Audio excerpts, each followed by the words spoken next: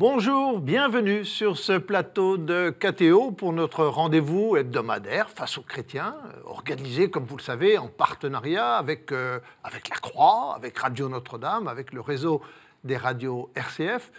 Et aujourd'hui, nous accueillons Jean Lassalle. Jean Lassalle est député des Pyrénées-Atlantiques, béarnais, on le connaît, c'est l'homme au béret béarnais. Il est député, il est surtout candidat à l'élection présidentielle. Alors on le connaît parce que c'est l'homme qui a marché à travers la France pendant 8 mois, 5500 km. C'est l'homme aussi qui fait des grèves de la faim à l'Assemblée nationale pour obtenir le maintien d'une entreprise de chez lui, Toyal. Et puis c'est l'homme qui a poussé la chansonnette à l'Assemblée nationale. Tout le monde se souvient de ça. Bonjour Jean Lassalle. Bonjour. Alors au fait, cette entreprise Toyal que vous avez voulu sauver en faisant une grève de la faim, elle est toujours chez vous ? Elle est toujours là. Elle est toujours là et elle fonctionne bien. Les salariés y sont aussi. Je dois dire que je remercie tous ceux qui m'ont permis d'arriver à cet heureux résultat et l'entreprise elle-même. Eh bien, bienvenue sur ce plateau de KTO pour notre Face aux chrétiens. Vous allez être interrogé par 3 journalistes, par Laurent de Boissieu de La Croix, bonjour. Alain Baron de Radio Notre-Dame et Romain Masneau de RCF. Bonjour. Alors, bien évidemment, vous êtes candidat. Alors, on va vous poser des questions sur cette élection présidentielle. Et vous nous dites que vous voulez être un candidat populaire. Mais tout le monde veut être un candidat populaire. Qu'est-ce que vous entendez par là ? Oui, tout le monde veut être un candidat populaire, mais en fait, tout le monde n'en a pas les moyens. Parce que pour être un candidat populaire, il faut être au milieu du peuple, avec le peuple, et par le peuple. Et surtout, il faut aimer les autres. Et je regarde mes concurrents, et je dois dire d'abord que dans l'émission de je ne sais quelle chaîne, le lundi soir, je vais pas regarder longtemps, à vrai dire. Mais je n'ai pas vu le président. Il y en avait 5, là, soi-disant le haut du panier, et j'y ai pas vu le pourquoi ? Et parce qu'il n'y était pas. Comment ça, il n'y était pas ? Il était certainement ailleurs. Mais il était dans le Béarn ? C'est fort possible. En tout cas, il était avec ses amis. Eh bien, on part bien pour ce Face aux chrétiens. La première question vous est posée par Romain Masneau de RCF. Romain. Alors, vous n'êtes pas encore élu, mais vous avez déjà obtenu les 700 parrainages. D'où viennent politiquement, géographiquement ces parrainages et quelles étaient les motivations des élus ? Écoutez, c'est tout à fait étonnant parce que c'est un véritable roman que ce parrainage. 5 jours après ma déclaration de candidature, au mois d'avril dernier, il y a 1 an, j'en avais déjà 100, une centaine, dont le premier, le maire d'Avranches. Vous imaginez une des plages du débarquement. J'étais fier comme Artaban. Et puis, je me suis dit, bon, ça va être plus facile que ça. Puis ensuite, l'étau s'est fermé sur moi. C'est-à-dire que tout le monde, en gros, a commencé à fermer les portes, quoi. Et puis, alors, j'ai fait l'objet d'une cure médiatique sans précédent. Et je pense que j'ai maigri autant que pendant ma grève de la faim. Mais vous savez qu'aujourd'hui, nous sommes l'agent politique, une denrée périssable. C'est comme le sel, c'est comme le vinaigre qui touche à la salade. Le soir, elle est inutilisable. J'ai vu à quelle vitesse, finalement, alors que j'étais un des députés qui étaient dans le top 10 des députés les plus connus de France, au bout d'un moment, on me prenait pour quelqu'un qu'on avait vaguement vu peut-être dans l'émission « L'amour est dans le pré ». Et alors ces parrainages, qu'est-ce qu'ils vous ont dit les élus qui voulaient vous parrainer ? Pourquoi c'était important pour eux de vous parrainer ? Alors d'abord, après ce repassage, ça a été très difficile. Parce qu'ils ne voulaient parrainer personne. Il faut dire que la condition de maire aujourd'hui est extrêmement difficile. Le maire, avec la loi NOTRe, que j'abrogerai dès mon arrivée à l'Élysée, puisque vous savez que là, vous n'avez pas besoin d'Assemblée nationale, le président Chirac l'avait montré, est une loi qui change totalement l'histoire et la sociologie et l'organisation de notre pays. Donc, le maire, déjà, se sent très fragilisé. Ensuite, il ne s'y retrouve pas parce qu'il a été élu avec des listes où il a essayé de combiner pour que toutes les sensibilités, y compris les non-votants, ceux qui s'abstiennent, soient sur la liste.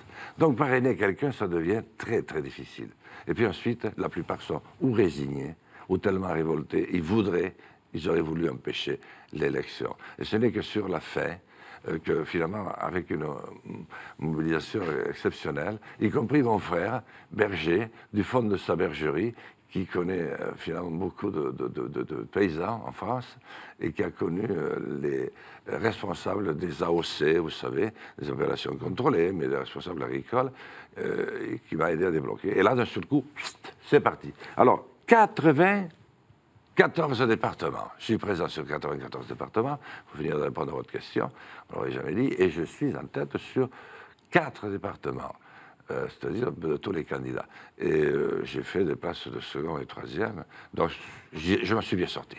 Bon, alors on a parlé des parrainages. Maintenant, on va continuer avec Alain Baron de Radio Notre-Dame. Vous étiez mercredi devant l'Assemblée des maires de France. Vous avez été copieusement applaudi. Vous savez parler aux maires, visiblement. Est-ce qu'on peut dire que vous êtes le candidat de la ruralité ? Oui, je suis le candidat de la ruralité, puisque jusqu'à maintenant, personne n'en avait strictement pas dit un seul mot. Et c'est d'ailleurs... Alors, c'est quoi être candidat de la ruralité? Qu'est-ce que ça veut dire dans votre esprit? D'abord, c'est un terme très technocratique, vous avez bien raison de le faire expliciter. Moi, je dirais, je suis entre autres, parce que je suis aussi et surtout candidat pour la République française, c'est-à-dire pour tous les Français, pour le peuple français, mais c'est pour les campagnes, c'est-à-dire 2/3 du territoire, totalement délaissé depuis un demi-siècle et abandonné depuis 25 ans. Une question maintenant de Laurent de Boissieu, de la Croix. Est-ce que vous n'avez pas peur d'être un peu, aujourd'hui, le candidat d'une France qui est belle, hein, on le voit en lisant votre livre, Un berger à l'Élysée, mais qui... Un berger à l'Élysée, Un berger à l'Élysée, mais qui est une France qui n'existe plus beaucoup, une France de la proximité, une France en effet paysanne, une France des petits producteurs. Est-ce que cette France-là peut encore revivre? Alors, d'abord, je n'ai pas peur, mais je suis rempli d'enthousiasme. Parce que d'abord, j'ai l'impression d'accomplir l'acte le plus important de ma pauvre vie. Je suis heureux de le faire, et ce n'est pas du tout un passé fini, c'est un formidable présent.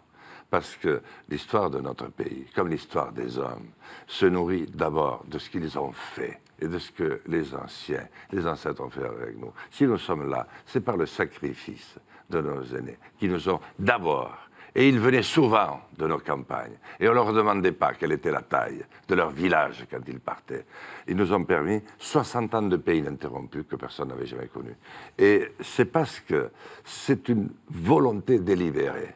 Alors au départ, c'est la révolution industrielle, après c'est la terrible saignée de 14-18 dont on a eu tant de mal à se remettre, mais depuis, c'est une volonté radicale d'éradiquer l'homme de la plupart des territoires pour les re-ensauvager. C'est-à-dire que la nature naturelle reprenne le dessus et que tout le monde soit bien concentré dans les grandes cités où on est pourtant parfois si malheureux. Qui a cette volonté ?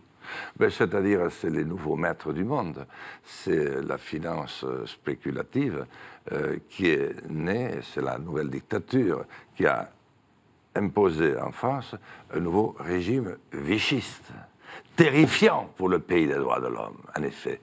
Le pays qui a donné, qui s'est donné une révolution difficile, qui a revêtu les habits magiques d'un pays universaliste à travers mers et océans et montagnes. Et aujourd'hui, tout le monde a peur de tout le monde. Chacun se méfie de l'autre. C'est le régime vichiste par excellence. On n'entreprend rien. Donc, effectivement, c'est notre système qui, après la chute du mur de Berlin, s'est retrouvé seul. Et au lieu de l'orienter en bon père de famille, ce que nous aurions dû faire dans le respect de ce que nous sommes, et de nos valeurs, eh bien, nous l'avons laissé partir, une fois de plus, entre les mains de ceux qui détiennent et qui jouent avec l'argent uniquement pour leur profit, avec des coûts de production le plus bas pour essayer de mettre à plat le plus de gens possible, et pour des profits qui vont je ne sais où.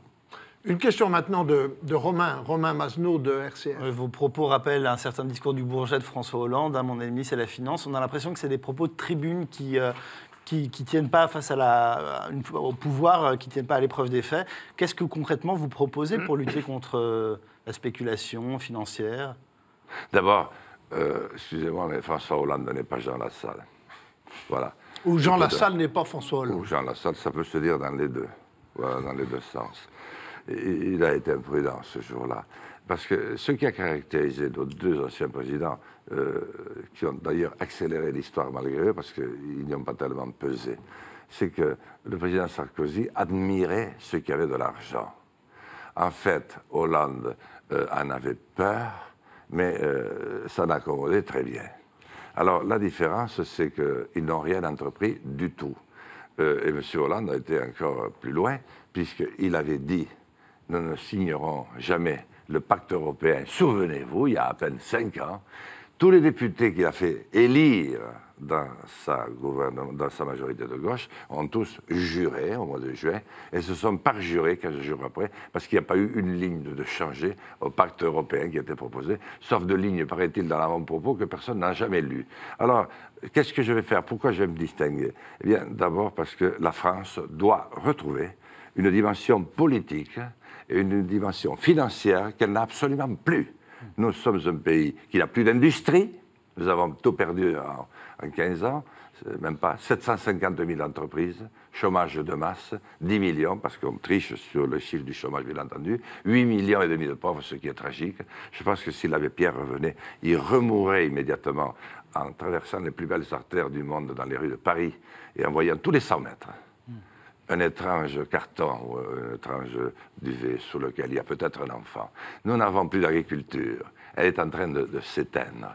Et nous avons renoncé même à notre langue, puisque nous laissons l'anglais mener le monde. Et sur la finance, vous n'avez pas répondu. Qu'est-ce que vous proposez concrètement, si possible? Avec quels alliés en Europe? Vous avez parlé de l'Europe.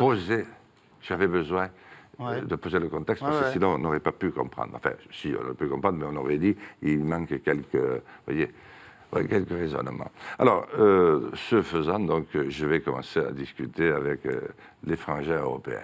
D'abord, je ne parlerai qu'avec les chefs d'État et les chefs de gouvernement.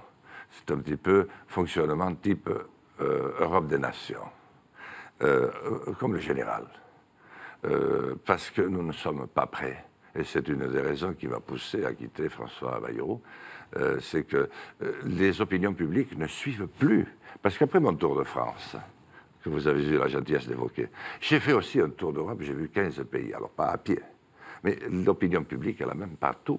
Ils ne comprennent strictement rien à ce que nous faisons. Ils vivent le même drame que nous. C'est-à-dire qu'ils n'ont plus de gouvernement chez eux. Et il n'y a pas de commandement au niveau européen, donc ils ne se sentent plus de nulle part. Donc je vais discuter avec les chefs d'État et de gouvernement, et je vais rappeler que la France assure la protection de toute l'Europe par la force de dissuasion. Et personne ne nous demande ce que ça coûte. Je vais rappeler à Mme Merkel, si elle est là, mais je pense qu'elle va certainement rester, elle a du caractère, et elle a su se faire aimer, elle, par son peuple, qu'elle a servi, sans tellement le trahir peut-être. Eh bien, je lui ai rappelé que quand même, elle a fermé toutes ses centrales nucléaires, c'est bien beau, rouvert du charbon qu'elle a éteint, enfin, c'est pas elle, c'était avant. Mais c'est 2/3 de l'énergie qui vient de nos centrales nucléaires, vous comprenez, qui sont vendues à l'euro symbolique aux Allemands. Je lui ai dit, mais écoutez, il faut quand même qu'on redevienne, qu'on reparle un petit peu des mêmes choses. Donc, la France verse 20 milliards d'euros à l'Europe. Elle en retrouve 13 par le biais de la PAC complètement compliquée à laquelle personne ne comprend rien et qui a d'ailleurs fait mourir 3 millions de paysans en 20 ans. Et puis, je vais en garder 7. Les 7, je vais les engager d'abord dans une grande action. Campagne de France, je reviens à votre question, monsieur. Grande cause nationale directement sous l'autorité du président. Ensuite, il y a des banques, Paribas, notamment le Crédit Agricole, qui est ma banque. Quand ça va mal, c'est le contribuable qui rend flou, hein, quand même, quel qu'il soit. Mais aujourd'hui, vous avez vu les bénéfices, et vous ne pouvez pas leur arracher 2 000 € pour lancer une petite start-up ou un jeune. Donc là, je vais leur dire, là, il y a un petit peu de marge que je vais enlever pour le plus grand bien de tous, y compris le vôtre. Et puis, il y a un certain nombre de nos amis qui sont partis se réfugier dans des paradis fiscaux, mais ils croyaient avoir abandonné leur malheur en France. C'est dans leur cœur qu'ils l'ont, parce que vous pouvez avoir tout l'argent du monde. Mais si vous n'êtes pas reconnu par les vôtres, moi, je vais leur garantir d'être reconnus, de devenir des Renault, des Citroën, des Peugeot, des Schneider, des hommes qui avaient de l'argent, mais des hommes aussi qui avaient une certaine vision de l'avenir, de l'homme et de leur prochain. Une question que d'enthousiasme, hein. Si les patrons vous entendent, ils vont être contents. Une question d'Alain Baron de Radio Notre-Dame. Oui, vous disiez tout à l'heure, je me bats pour la République. La République semble bien malade en ce moment sur le problème de laïcité. Il y avait une laïcité qui était apaisée pendant des décennies, et depuis 15 ans ou 20 ans, on sent monter les tensions. Qu'est-ce que vous proposez pour eux? D'abord, oui, la laïcité est malade parce que c'est nous d'abord qui avons eu de responsabilités écrasantes une fois de plus dans l'affaire. Vous voyez, il n'y a pas que les patrons. Et je ne parle pas de tous les patrons, parce qu'il y en a d'admirables. Il y en a qui ne se payent même pas. Mais nous qui étions les garants de ce trésor, nous l'avons laissé choir. Et nous l'avons transformé trop souvent la laïcité, non pas en religion, mais en secte. Or, la laïcité, c'est ce qui doit permettre à chacun d'exprimer et de vivre intérieurement sa foi. Et elle doit faire en sorte que ceci, et nous avons mis des siècles à le mettre au point quand même, n'entrave pas la conviction de l'autre. Celui qui a une autre foi ou celui qui n'en a aucune. Celui qui croit au ciel et qui n'y croit pas. Donc la laïcité elle-même est un peu comme le CSA, vous savez, le comité qui est chargé de suivre les élections et de donner les temps de parole. C'est-à-dire, il est juge et arbitre, et en tout cas, il arbitre très mal. Eh bien, merci Jean Lassalle. Nous marquons une première pause dans ce Face aux chrétiens, et on vous retrouve tout à l'heure pour parler de la suite, peut-être d'entrer davantage dans vos propositions. À tout de suite. Merci beaucoup.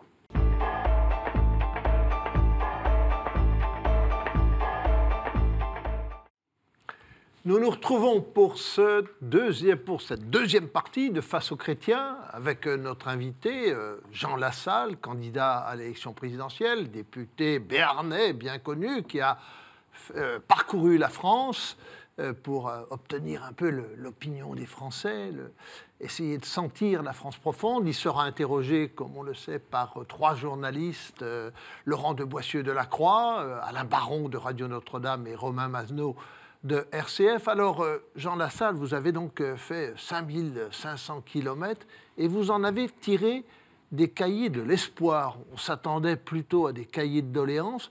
Pourquoi cahiers de l'espoir? Je suis parti de l'idée des cahiers de doléances, en effet, mais les cahiers de doléances ne m'appartiennent pas. Ils appartiennent à l'histoire. Et je voulais quelque chose dans ce type-là, et c'est pour ça que j'ai inventé, alors que je ne trouvais que du désespoir partout, mais dans des proportions que l'on voit aujourd'hui. Mais moi, j'avais anticipé, d'ailleurs, personne n'en a tenu compte. Je l'ai remis au président de la République, je l'ai remis à toutes les institutions d'État, un rapport que j'ai fait. J'ai écrit un livre à la rencontre des Français. C'est parce que, justement, vous voyez, il y a une fois que vous avez écouté quelqu'un, tout d'un coup, il dit, mais qu'est-ce qu'on fait maintenant? Si vous l'avez écouté, parce qu'il faut vraiment qu'il vous dise tout ce qu'il a sur l'estomac et sur le cœur, il en a beaucoup. Et maintenant, qu'est-ce que je fais pour mon enfant? C'est l'enfant qui revient tout de suite. Alors, quel était l'espoir que vous avez retiré de ces 5500 km et de 8 mois dans la France profonde? Et il a fallu le pousser un petit peu. C'est l'espoir d'abord de se rassembler. Ce grand peuple veut être rassemblé. Voilà. Il aurait très envie de se rassembler. Et il ne sait pas du tout comment.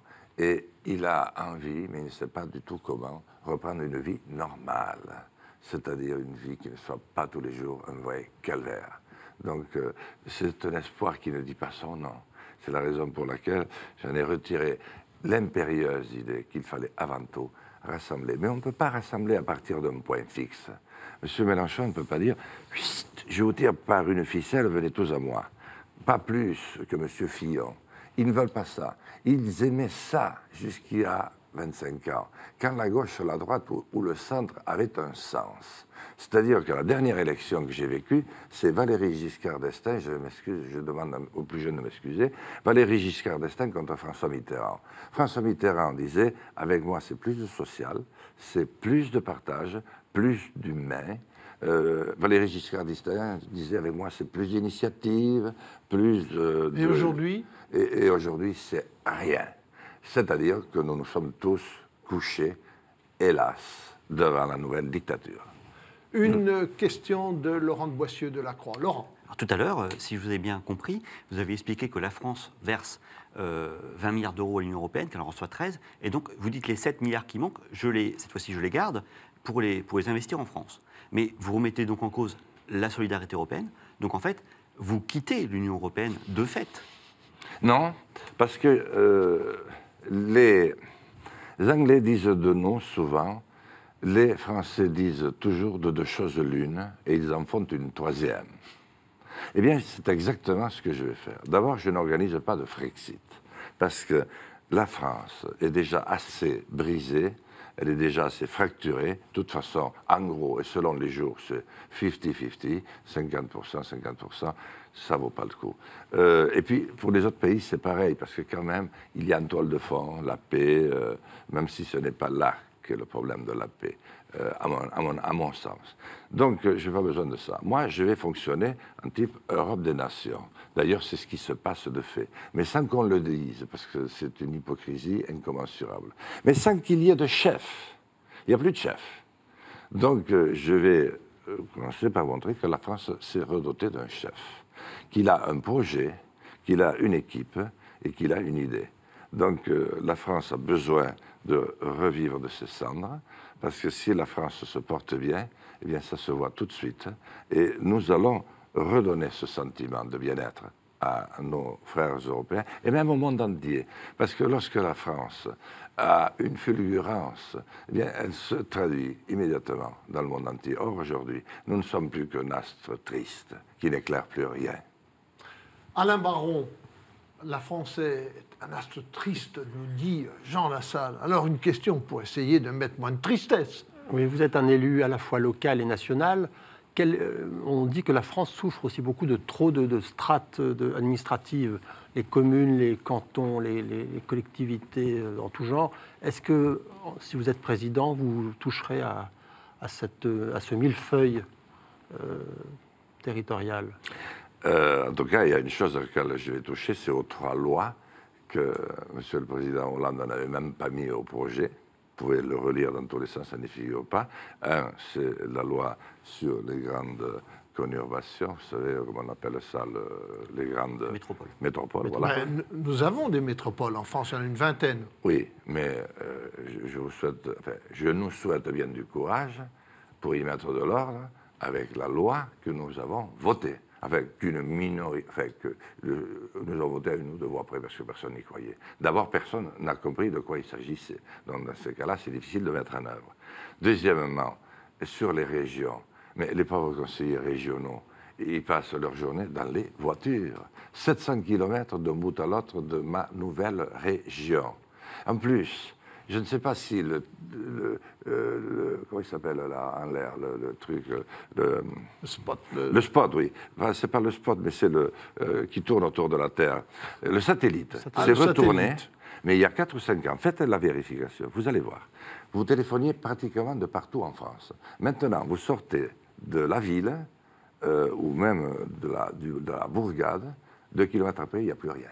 Ni Orange, ni SFR, ni Bouygues. Vous allez voir, moi je fais beaucoup de kilomètres, et là il y a un vrai problème. Alors, si vous allez chercher la fibre optique, alors là je vous souhaite bien du courage, parce qu'il y a 2 tiers du territoire français qui en sont privés.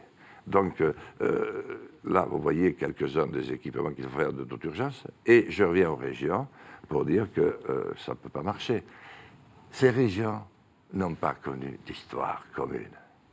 Elles n'ont aucun présent à partager. Si ce n'est un présent triste, là aussi, excusez-moi, mais après je vais arriver au bonheur, c'est lorsque je vais être à l'Élysée, c'est qu'il faut liquider beaucoup de personnel parce qu'on est obligé de faire avec eux, là où il y avait 3 équipes, mais avec des territoires, des problèmes totalement différents. Et c'est là l'effet de massification qui est complètement inadapté à la France. Et ensuite, bien sûr, je mets à terre la loi NOTRe, parce que celle-là, elle ne peut pas passer en France. Parce qu'en France, il y a un lien charnel entre l'homme et son territoire. Et c'est au niveau de la commune qu'il s'exprime. Et d'ailleurs, c'est la République et la commune, qui était jadis la paroisse. C'est très ancien. Et c'est là que s'exprime le début du début de la liberté d'expression, du débat, de la démocratie qui a disparu de notre pays. Je vous l'affirme quand on voit les dernières images. Hier, j'ai fait une standing ovation chez les maires, et pourtant, ce n'est pas facile. Le brave Macron arrive derrière, il se fait siffler. Hors de qui on parle, de Macron, partout, Macron. La salle, c'est comme s'il n'avait pas existé. On en parlera tout à l'heure. Ah oui, d'accord, pardon, excusez-moi. Donc, les communes, et je vais resanctuariser, si j'ose dire un langage républicain, les communes. Ensuite, que les communes s'organisent comme elles le souhaitent. Moi, j'aimerais qu'on revienne aux communautés de communes première version, c'est-à-dire c'est un outil qui facilite et qui permet de faire à plusieurs ce qu'on ne peut pas faire tout seul. Ensuite, les régions sont inutiles, elles sont beaucoup trop politisées. On y passe son temps d'abord à ne pas se voir, à se croiser. Je vais rétablir les départements et par contre je vais reprendre une idée du général de Gaulle, c'est les provinces. Parce que ça parle à toute la France et c'est ce qui nous a construit. Tout le monde connaît les Bretons, tout le monde connaît les Basques, tout le monde connaît les Corses, tout le monde... Alors, vous voyez, mais quelles seront les différences entre les provinces et les régions? Bien, c'est-à-dire que d'abord les provinces... c'est à étudier, mon projet en dira un mot, mais c'est quand même pas la priorité immédiate. J'ai beaucoup à faire avant cela. C'est qu'elles ont une dimension historique, et je dirais même spirituelle, dans notre pays. Une question de Romain Masneau de RCF. On entend beaucoup parler dans cette campagne d'emploi fictif. Il y a eu François Fillon, Marine Le Pen, maintenant des soupçons d'emploi fictif sur Bruno Le Roux, l'ancien ministre de l'Intérieur qui a dû donner sa démission. Est-ce que, si vous êtes élu, vous ferez voter une grande loi de moralisation de la vie publique? Est-ce que pour vous c'est une priorité? Et si oui, qu'est-ce qu'il y aura dans cette loi? Je pense qu'il faut répondre à cette question parce qu'elle est vraiment dans tous les esprits. Je crois qu'il faut effectivement bien... ce que je veux dire n'est pas forcément très populaire, mais il faut dire ce que l'on ressent, bien qu'on ait fait de gros efforts pour, justement, et le dernier gouvernement, pour la transparence. Je vous assure qu'aujourd'hui, remplir une question, un formulaire sur le patrimoine, c'est 8 jours de boulot. Enfin, heureusement, moi, c'est ma femme qui l'a fait avec mon adjointe à la mairie, mais c'est du boulot. Et c'est à la portée de tout le monde, donc il suffit de le demander. Par contre, il y a 2 points concernant les députés et les sénateurs. Et je n'ose pas dire des ministres, ni des présidents, parce que, ni des départs à la retraite, parce que certains concurrents, d'ailleurs quelques-uns qui ont été éliminés, ont fait rentrer leur retraite dès 60 ans de points sur lesquels ils n'avaient pas. Mais ce n'est pas des petites retraites, parce que quand vous avez été au Conseil d'État, vous n'êtes pas un misérable de la retraite. Voilà, mais enfin, peu importe, passons. Et donc, je pense qu'il faut clarifier l'IRFM, qui est l'indemnité représentative de fonction, c'est-à-dire de représentation de la fonction, c'est 3 000 €. Qu'est-ce qu'on en fait? Qu'est-ce qu'on a le droit de faire ou pas? Voilà. Et l'autre point, c'est les 9 000 € qui sont donnés pour embaucher en principe 3 salariés. Moi, j'en ai eu jusqu'à 8 que j'ai sous-payés, et j'ai eu aussi beaucoup de stagiaires dans ma vie. Le député gagnant, quant à lui, 5 500 € net. Il y a très longtemps que je ne les ai pas touchés parce qu'on est obligé de m'enlever des sous parce que je n'arrive pas à suivre le train. Alors, je ne vais pas me plaindre non plus parce qu'il y a pire sort. Mais c'est pour vous dire comment ça se passe. Il y a ces 2 points. Pour le reste, je crois qu'en fait, c'est maintenant trop d'acharnement. Et c'est trop d'acharnement qui est voulu par le système pour faire peur dans cet esprit vichiste dont je parle. Et je demande à vos téléspectateurs de ne pas se tromper. C'est quoi le rapport avec le régime de Vichy? Mais Vichy, c'est parce que la France était en état d'occupation. Ouais. Il y avait une grande partie qui collaborait, bon gré, mal gré. Il y avait une toute petite partie de résistance, mais qui était obligée de s'affranchir de tout. Je me considère comme un résistant, et je n'en vois pas beaucoup autour de moi, qui sont capables d'aller aussi loin. Et le verbe et l'écrit permettent d'aller très loin, à condition d'avoir su garder la liberté de l'assumer. Je sais que je vais le payer très cher. parce qu'après tout, nul n'est blanc. Et tout le monde peut être attaqué. Mais à un moment donné, si personne ne se met à dire à la France réellement ce qu'il en est, eh bien, nous allons nous faire très, très, très, très mal. Alors, ce que je veux dire, et notamment dans le cas de M. le ministre de l'Intérieur, là, je pense qu'il faut quand même arrêter, il y a quand même des limites à tout. Moi, je ne trouve pas scandaleux qu'un fils ou une fille de député puisse travailler avec son père. Parce que ça veut dire vraiment, à condition qu'il y ait un vrai travail derrière. C'est là la question. Exactement. C'est ça qu'il faut clarifier. Et c'est là qu'il faut être impitoyable, mais pas impitoyable, avec des règles du jeu très précises. De quoi s'agit-il? Et lorsque c'est des stagiaires, et c'est un très grand problème, l'Assemblée nationale ne rémunère pas les stagiaires. Moi, j'ai toujours travaillé avec des jeunes, parce que moi, j'ai eu la chance de trouver 2 ou 3 personnes âgées, dont mon père, qui est l'homme que j'ai le plus admiré au monde, qui m'ont fait confiance alors que j'étais plus jeune, et qui m'ont permis de beaucoup apprendre, parce que je n'ai pas eu le temps de faire beaucoup d'études.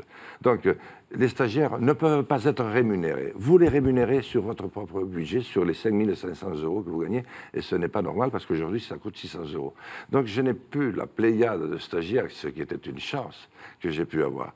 Mais par contre, travailler avec un fils, mais à partir du moment où c'est du vrai boulot, qui est, vous savez, ce n'est pas la peine de faire de grandes explications, on voit si c'est vrai ou faux.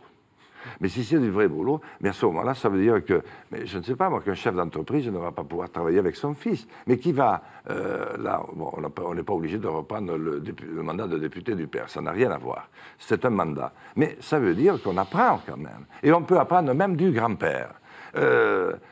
Mais à une condition, c'est qu'il y ait une clarté absolue. Par contre, là où est le vrai problème, c'est comment trouve-t-on 30 millions d'euros aujourd'hui pour faire une campagne électorale?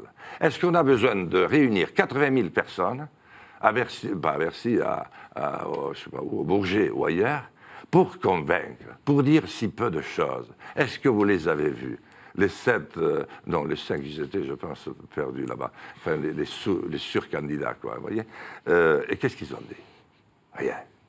Aujourd'hui, le fait divers tient lieu de projet.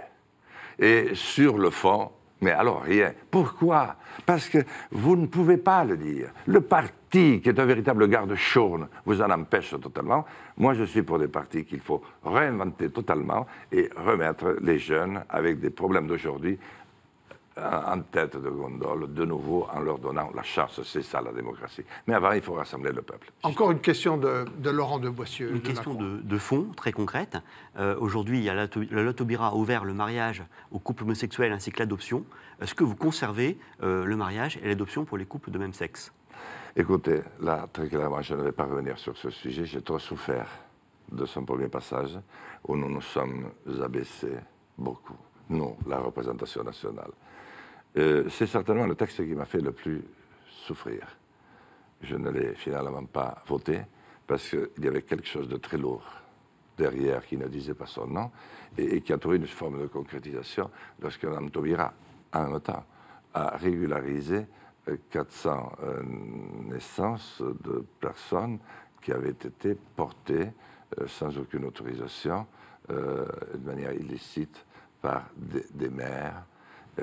C'est-à-dire, c'est la marchandisation, c'est l'utilisation du corps humain et de l'utilisation de la femme. Et c'est à ce moment-là, moi j'ai dit non, tout ça, je n'ai rien à voir là-dedans. Par contre, qu'est-ce que vous voulez que je vous dise? J'ai trop à faire pour revenir et de redéchirer le pays. Par contre, je veux dire qu'il y a un énorme travail de réconciliation à faire. Parce que vous me demandiez qu'est-ce que j'avais retenu tout à l'heure. Eh bien, il y a 2 faits qui ont bouleversé les Français, quelles que soient d'ailleurs leurs opinions et quelle que soit leur façon de vivre. L'un, c'est cette fameuse loi. L'autre, c'est le référendum auquel le peuple français avait dit non à propos d'un texte européen et que nous, députés et sénateurs, avons été votés à Versailles comme un seul homme. Sauf 2. Henri Emmanuelli, qui vient de décéder, j'irai à ses obsèques samedi, dans la vallée d'Ossau, qui est sur ma circonscription, et moi. Tous les autres ont dit oui, alors que le peuple avait dit non. Ces 2 faits sont très graves et nous avons perdu une grave un grave crédit de confiance. Et sur l'affaire du mariage pour tous, c'est beaucoup plus profond qu'on ne veut bien le dire. Et je pense que le rôle du président nouveau sera d'abord d'apaiser les tensions.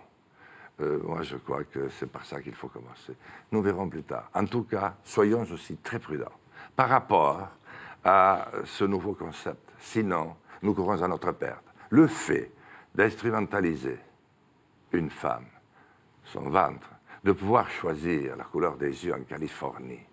Et là, écoutez, il y a eu déjà des expériences il y a 80 ans. On sait comment elles se sont terminées.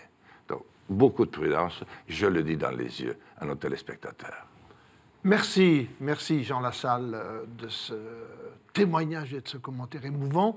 On se retrouve parce qu'on va marquer une deuxième pause dans ce Face aux chrétiens et dans un très court instant, on se retrouve avec vous et nos 3 journalistes. A tout de suite.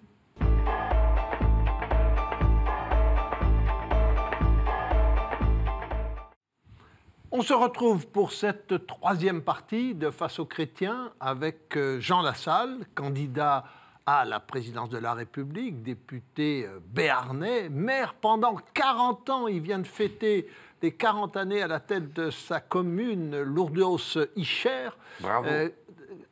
40 ans à un village de 170 habitants, candidat, je l'ai dit, à la présidence et auteur de ce livre, Un berger à l'Élysée, collection La Différence. Et alors, nous allons parler justement de cette présidentielle et de sa compétition, son concours pour essayer de devenir président de la République. Alors, Jean Lassalle, la première question que j'ai envie de vous poser, c'est toute simple. Sur quoi pensez-vous que les Français vont voter? Quel va être leur critère de choix au moment de mettre un bulletin dans l'urne? Écoutez, je vais vous répondre très franchement.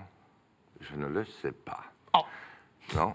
Vous êtes candidat et vous ne savez pas pourquoi les Français vont voter? Non. Et je vais aller un peu plus loin même, quitte à vraiment peut-être pas me faire forcément du bien. Pourtant, Dieu sait si je veux gagner. Eux ne le savent pas encore. Parce qu'ils sont totalement abasourdis par ce qu'ils voient au pays des droits de l'homme. Cette campagne qui a commencé depuis des mois, qui ne dit rien pour demain, rien sur la santé, rien sur l'avenir de nos enfants, rien sur nos aînés, quand on connaît leurs conditions de vie, souvent, et comment on finit, malheureusement, faute de moyens dans des maisons de retraite. Donc, forcément, comme tout le monde dit une espèce de même chose qui n'a aucun sens, je pense que beaucoup d'entre eux sont, pour l'instant, dans la recherche. Mais je pense qu'ils vont trouver. Avec vous, peut-être. Je crois que je sais qui ils vont trouver. Bon, on va voir. Vous allez décliner un peu vos propositions. Et la première question vous est posée par Alain Baron de Radio Notre-Dame. Oui, tout d'abord, une petite précision. Vous avez longtemps été proche de François Bayrou. Vous n'avez pas fait le même choix que lui, puisque lui ne se présente pas. Qu'est-ce qui s'est passé? Vous êtes fâché? Vous avez une différence de vue, différentes analyses? J'ai accompagné passionnément François Bayrou pendant 32 ou 3 ans. En tout cas, nous avons battu le record de Chirac et de Balladur. Mais je pense que c'était plus intime entre nous deux. Je l'ai accompagné passionnément dans ces 3 campagnes électorales. Il a failli être président de la République. Vous le savez, vous étiez souvent pour rendre compte. Voilà. Et j'ai cru à cette 3e voie, qui avait tout son sens à l'époque, et qui aurait certainement changé le cours des choses. Malheureusement, aujourd'hui, nous n'en sommes plus là. Et déjà, la dernière campagne, j'avais eu du mal à la finir avec François. Et puis après, c'est pas du tout... lui le vit plus mal. J'espère que nous nous retrouverons. Il le vit comme un acte de trahison ou, comment je dirais, un acte sentimental. Ce n'est ni l'un ni l'autre. Je ne suis pas parti, comme beaucoup d'autres, pour aller rejoindre les Républicains ou les socialistes. Je suis parti pour me mettre en danger. Je suis parti pour me retrouver tout seul. Bon, maintenant, je ne suis plus tout seul. J'ai créé un parti, ce qui n'a pas été facile, résistant, avec un point d'exclamation, résistant à ce système qui n'est pas du tout le nôtre, qui est contre la civilisation, qui nous conduit vers le matérialisme le plus féroce, dont on ne sait pas comment il pourrait se passer. Et pour revenir avec François Bayrou, écoutez, j'ai beaucoup appris de lui. Je pense qu'il a dû apprendre un petit peu de moi, mais moi, je n'aurais jamais rejoint Emmanuel Macron. Et pourquoi? Parce que c'est une bulle financière. Et vous savez ce qui arrive aux bulles, hein? Elles éclatent. Voilà. Et au deuxième tour, même au deuxième tour, vous ne... C'est-à-dire, au deuxième tour, on m'a toujours posé, monsieur, je vous remercie de le faire, la question deuxième tour. Non. Heureusement que je n'ai jamais répondu parce que j'ai toujours gagné. Imaginez que j'ai dit ce que j'allais faire, j'aurais eu belle mine. Non.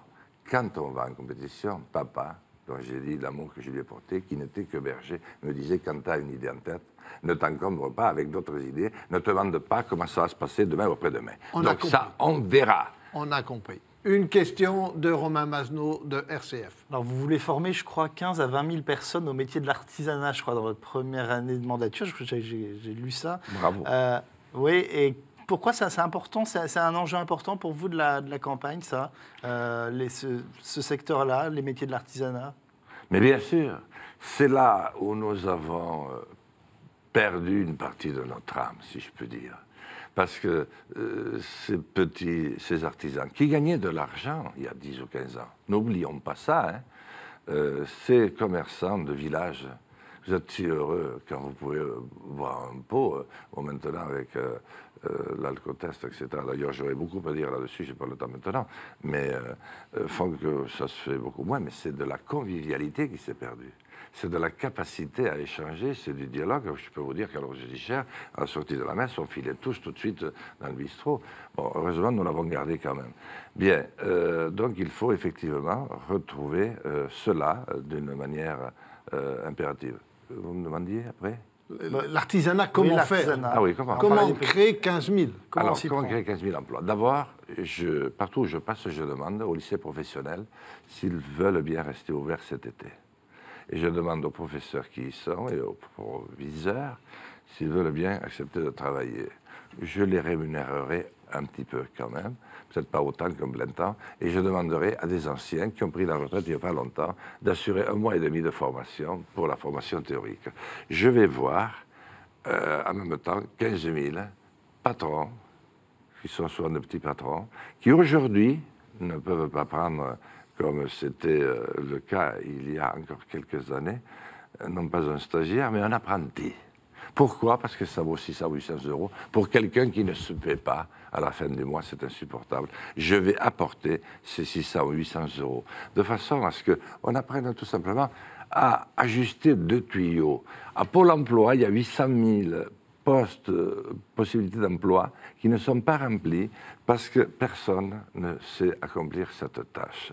Donc il faut, la politique, c'est pas que se promener avec des chiffres qui ne sont jamais les mêmes, c'est aussi de la symbolique. J'ai dit tout à l'heure que c'était un idéal, mais c'est aussi du symbole. Si j'arrive, dès le premier été, à former 15 000 chômeurs, à faire en sorte qu'ils soient embauchés, au lieu de payer 15 000 à CEDIC, je vais avoir 15 000 petits impôts qui vont rentrer.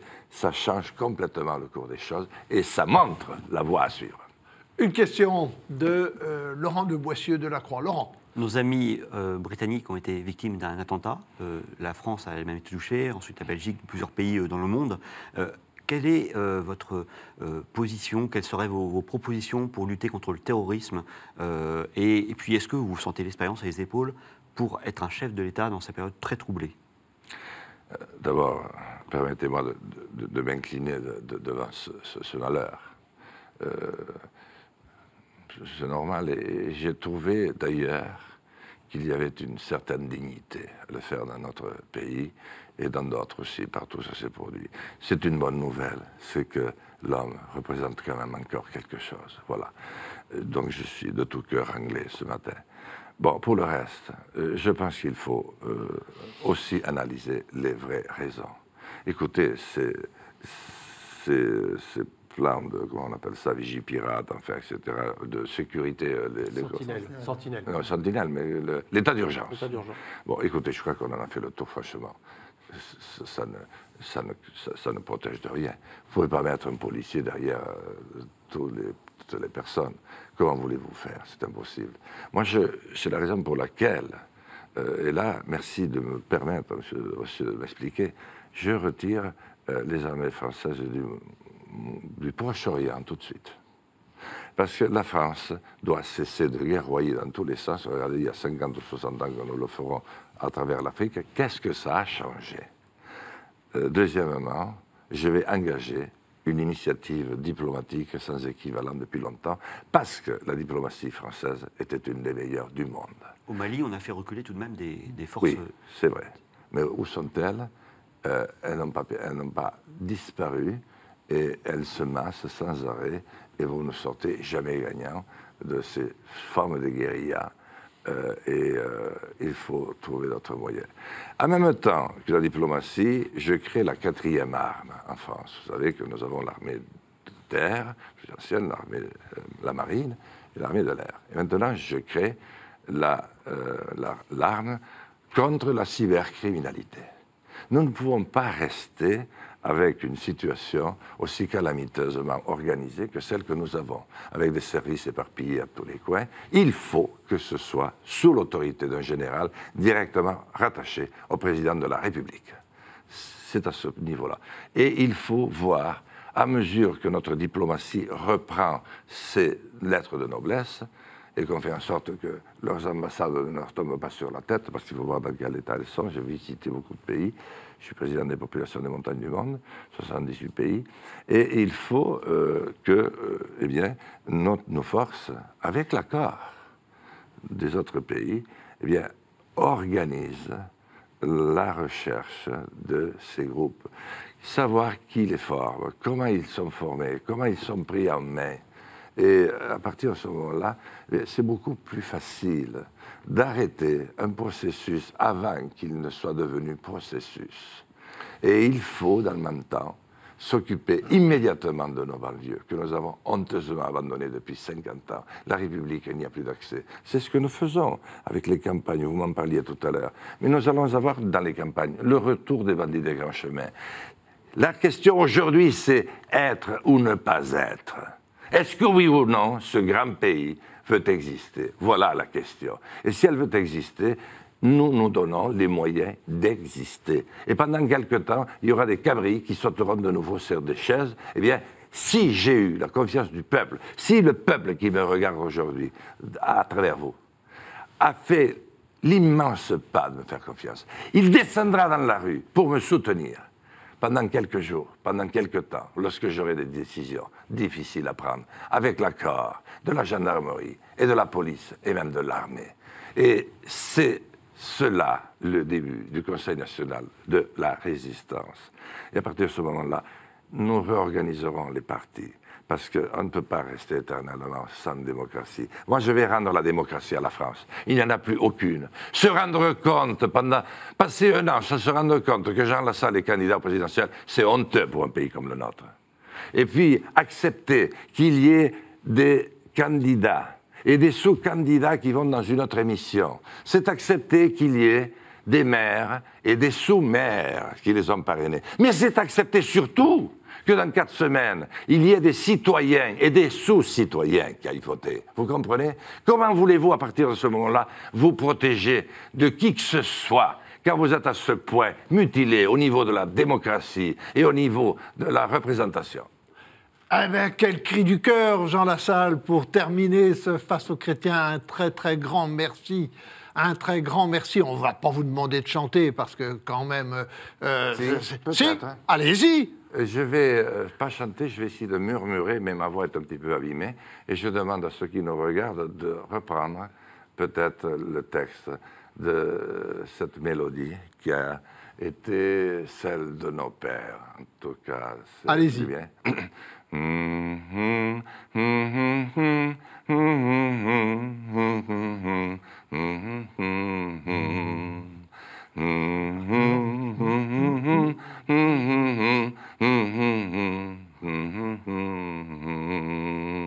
On aura compris ce chant des partisans. Merci Jean Lassalle. Et je dis à tous nos téléspectateurs, auditeurs, qu'on se retrouve dans une semaine pour un autre Face aux chrétiens. Si vous avez pris celui-ci en cours de route, vous savez que vous pouvez le retrouver dans son intégralité sur les sites de tous les partenaires. À la semaine prochaine. Merci encore, Jean Lassalle. Et merci à vous. Merci à votre télévision. Merci à votre capacité à écouter. Là, on n'a pas besoin d'employer de grands mots. Il y a tout ce qu'il faut. Démocratie, laïcité et chances égales pour tous. À la semaine prochaine, à tous.